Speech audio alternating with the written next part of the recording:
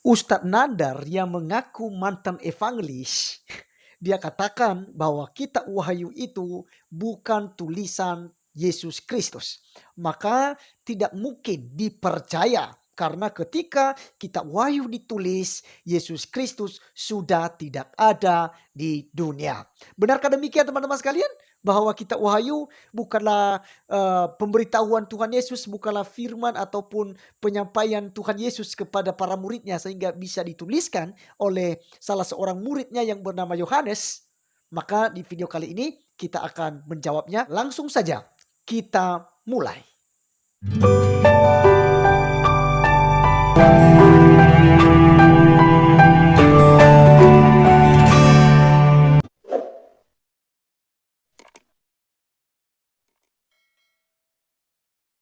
Salam teman-teman sekalian, berjumpa kembali dengan saya Arif Guleh di channel TV Laskar Kristus ini. Ini channelnya kita bersama, jangan lupa dukung dengan cara subscribe, like, dan komen, serta share video-video daripada channel ini. Terima kasih teman-teman sekalian. Kita pada kesempatan kali ini akan meluruskan sebuah statement dari Ustadz Nandar yang mengaku-ngaku evangelis, tetapi sampai detik ini belum bisa dibuktikan ya tentang evangelisnya. Dia mengatakan bahwa dia adalah seorang mu'alaf. Teman-teman, dia mengklaim kitab Wahyu bahwasanya itu bukan tulisan tangan Tuhan Yesus Kristus, bahkan Yesus sudah tidak ada. Nah, bagaimana mungkin kitab Wahyu ini bisa dipercaya yang kemudian sangat susah ya untuk dimengerti. Oke, mari kita langsung saja dulu untuk melihat videonya sehingga kita bisa berkomentar nantinya. Berikut videonya. Dalam Injil manapun bahwa Yesus mengatakan aku adalah Alfa dan Omega. Lalu terdapat di mana saudara? Di dalam kitab Wahyu. Apa kitab Wahyu? Searching aja apa kitab Wahyu. Kitab Wahyu itu adalah kitab yang dikarang. Oh, dikarang terlalu panas mungkin hati mereka. Oke lah, kitab Wahyu ini ditulis bukan oleh Yesus. Bahkan Yesus ketika kitab Wahyu ditulis sudah tidak ada di dunia ini lagi. Kitab Wahyu itu ditulis oleh Yohanes di Pulau Patmos dalam masa pengasingan. Lalu bagaimana kita percaya bahwa itu ucapan Yesus, orang Yesus yang sudah tidak ada, dan itu karangan tulisan oleh si Yohanes, di mana kitab Wahyu ini adalah salah satu-satunya kitab yang terdapat di dalam Bible yang kemudian susah untuk dipahami. Ya, katanya teman-teman sekalian bahwa kitab Wahyu itu bukanlah tulisan tangan Yesus ya. Jadi siapa juga orang Kristen yang berkata bahwa kitab Wahyu ditulis oleh Yesus sendiri? Tentu saja tidak ada kitab yang ditulis oleh Tuhan Yesus ya. Karena dia adalah Tuhan, dia adalah yang berfirman dan para muridnya lah ya yang menuliskan. Bahkan sebelum Tuhan Yesus Kristus yang menuliskan adalah ya juru tulis dari para nabi. Ya seperti Taurat, Zabur, kitab-kitab para nabi, para raja, dan juga kisah-kisah bangsa Israel ketika mereka berperang melawan musuh-musuh mereka dan mengalahkannya. Jadi Yesus tidak pernah menulis kitab. Teman-teman sekalian, dikatakannya bahwa ini sebuah karangan Yohanes di Pulau Patmos, di tempat pengasingan katanya. Nah teman-teman sekalian, ini sangat lucu sekali Ustadz Nandar ini ya. Jadi suka menyerang kekristenan. Tadi dia klaim bahwa kitab Wahyu itu sangat sulit untuk dipahami. Tetapi bagi kami Ustadz Nandar, ya, ini tidak sulit. Justru kami mengerti. Karena apa yang dimuat dalam kitab Wahyu sebagai nubuatan di akhir zaman, itu sudah terlebih dahulu dijelaskan dari kitab Daniel, kitab para nabi lainnya, dan juga Tuhan Yesus Kristus ketika pelayanan di muka bumi ini telah menubuatkan, telah menyampaikan hal itu. Sehingga ketika Yohanes di Pulau Patmos mendapatkan sebuah penglihatan, ilhaman daripada Tuhan Yesus sendiri. Lalu Tuhan menyuruh Yohanes muridnya untuk menuliskannya itu kepada 7 jemaat yang ada di Asia Kecil. Jadi ini sangat jelas sekali bahwa pewahyuan yang diberikan kepada Yohanes. Kemudian tadi teman-teman sekalian katanya bahwasanya aku adalah Alfa dan Omega di dalam kitab Wahyu pasal 1 ayat 8 itu tidak pernah ya, diucapkan oleh Yesus ya di Injil manapun katanya, ya tidak pernah diucapkannya. Nah, teman-teman sekalian, tidak secara eksplisit Yesus mengatakan dalam pengajarannya, aku adalah Alfa dan Omega, karena itu sangat berbahaya ketika dia berada di tengah-tengah orang Yahudi waktu menyatakan tentang kebenaran-kebenaran Allah supaya manusia di zaman itu mudah memahami tentang kealahan. Tetapi orang Farisi, Saduki, dan ahli-ahli Taurat, mereka menentang hal itu. Bahkan mereka memusuhi, mencari cara bagaimana Yesus bisa diadili dan bisa dihukum seberat-beratnya. Maka sangat berbahaya. Tetapi teman-teman sekalian, dari bahasa-bahasa lainnya kita bisa melihat bahwa Yesus Kristus adalah Alfa dan Omega, yang awal dan yang akhir, yang sudah ada dan yang akan datang, yang sudah ada sejak dunia dijadikan. Sebelum dunia dijadikan, Yesus atau firman itu yang telah menjadi manusia itu sudah ada sebelumnya. Ya, mari kita melihat ya supaya kita bisa mengerti. Yohanes 8 ayat yang ke-56 sampai 58. Firman Tuhan katakan begini. Abraham bapamu bersukacita bahwa ia akan melihat hariku. Ini perkataan Yesus ya. Dan ia telah melihatnya dan ia bersukacita. Maka orang Yahudi berkata begini. Maka kata orang-orang Yahudi itu kepadanya, umurmu belum sampai 50 tahun dan engkau telah melihat Abraham. Ya, kata Yesus kepada mereka, aku berkata kepadamu, sesungguhnya sebelum Abraham jadi, aku telah ada. Apa maknanya teman-teman sekalian? Bahwa sebelum Nabi Abraham atau Ibrahim yang dikenal oleh Ustaz Nandar dan Muslim, Yesus sudah ada. Karena dia adalah Alfa, dia adalah permulaan. Makanya dia berani katakan dia sudah ada sebelum Abraham. Itu sebabnya di dalam ayat yang ke-59, lalu mereka mengambil batu untuk melempari dia, tetapi Yesus menghilang dan meninggalkan bait Allah. Jadi sangat jelas di sini teman-teman sekalian bahwa Yesus mengklaim dirinya dia sudah ada sebelum Abraham. Jadi dia adalah Alfa, dia adalah awal dan dia adalah akhir yang dijelaskan di dalam kitab Wahyu. Sebab Yesus Kristus sudah ada sebelum dunia dijadikan.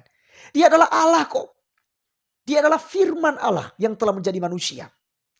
Pada mulanya adalah firman. Firman itu bersama-sama dalam diri Allah. Maka firman itu, suara itu, kalimat Allah itu adalah Allah sendiri.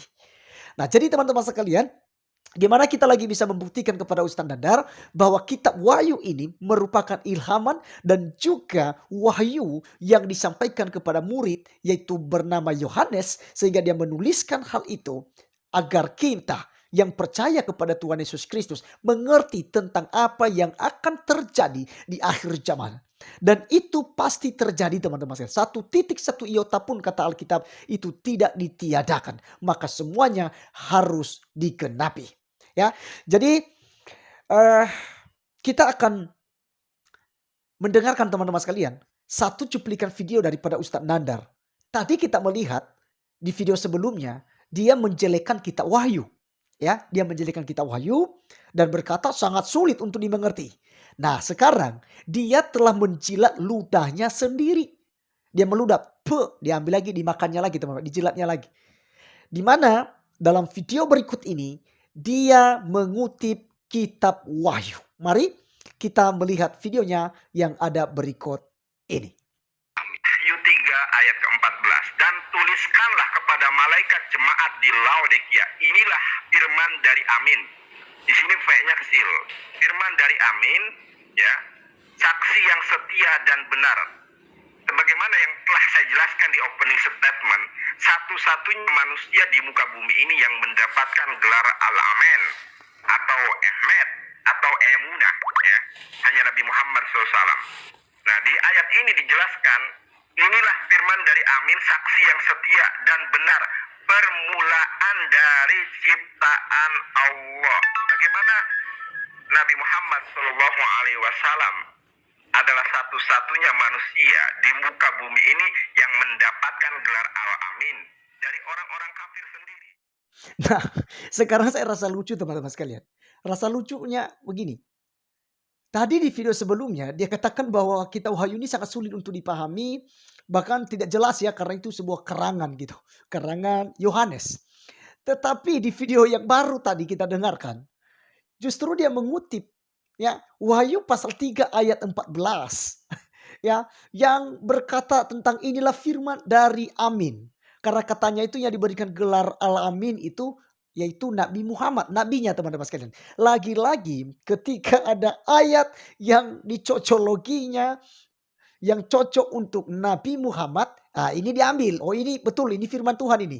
Ya ini sangat jelas-jelas firman Tuhan. Karena ini udah membahas tentang Nabi Muhammad. Yang lain bukan firman Tuhan. Jadi mereka pilih-pilih gitu loh. Jadi pilah-pilah yang ini firman, ini bukan, ini firman, ini bukan. Oh ini tentang Muhammad, ini firman ini. Inilah kerjaan para kandurun ini teman-teman sekalian. Ya, bukan hanya Ustaz Nandar, semua gitu. Hampir semua para kandurun.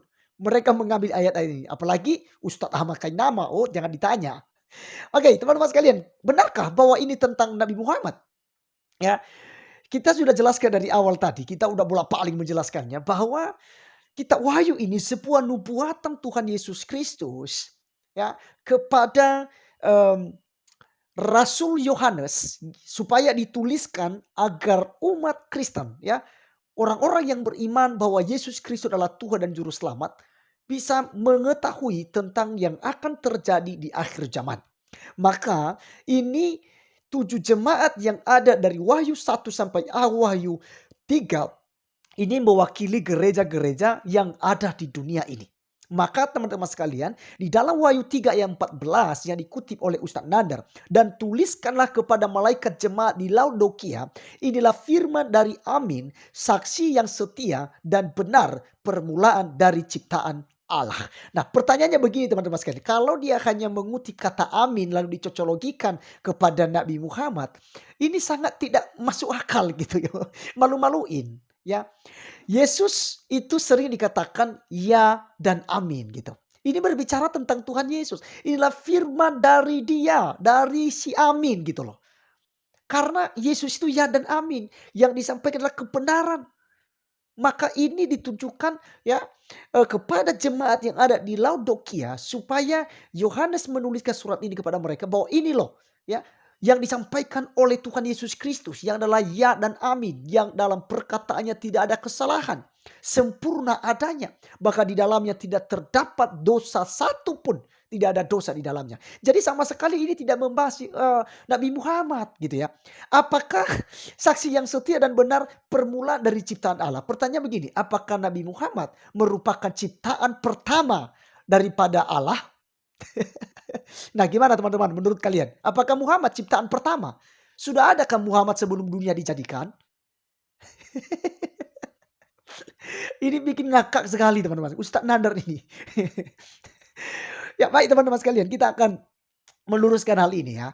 Ini kenapa kita katakan bahwa ini sebenarnya berbicara tentang Yesus Kristus yang mengesahkan kepada Yohanes supaya disampaikan bahwa inilah firman dari dia, dari Tuhan Yesus Kristus yang harus diketahui oleh jemaat-jemaat ya. Nah, permulaan dari ciptaan yang Allah ini dikaitkan tentang Tuhan Yesus Kristus sebab Yesus adalah buah sulung dari segala sesuatu ciptaan. Gitu ya. Karena Yesus ini sudah ada sebelum dunia dijadikan. Seperti saya jelaskan di awal, Yesus Kristus sudah ada sebelum dunia dijadikan. Dia adalah Alfa dan Omega. Artinya, Yesus ini berasal dari Allah. Dia sudah ada. Karena dia adalah firman yang bersama-sama dalam diri Allah itu sendiri. Itu sebabnya dia dikatakan sudah ada. Bahkan dalam kisah penciptaan. Di dalam Kejadian pasal 1 ayat 1 hingga ayat ketiga. Di sana sudah jelas ada Allah, ada roh Allah, dan ada firman Allah. Yaitu Yesus Kristus. Karena firman itu adalah Yesus teman-teman. Dia adalah Yeshua HaMashiach yang telah menjadi manusia. Melalui Maryam atau Siti Maryam mereka sebutkan. Nah teman-teman sangat jelas di sini bahwa firman dari Amin ini sama sekali tidak berbicara kepada Muhammad ataupun tidak membahas Nabi Muhammad. Ya, biarkan mereka yang terus mengklaim, tetapi ketika kita tahu teman-teman sekalian kita harus luruskan supaya orang Kristen juga tidak salah paham dan mengerti bahwa oh ternyata jangan-jangan ini, jangan-jangan ya kan gitu. Setelah kita udah sampaikan, udah jelaskan hal ini ya, kita sudah berikan jawabannya. Semoga hal ini bisa menguatkan iman saudara, menambah pengetahuan saudara. Sekali lagi dari kitab Kejadian sampai kitab Wahyu tidak pernah membahas Nabi Muhammad.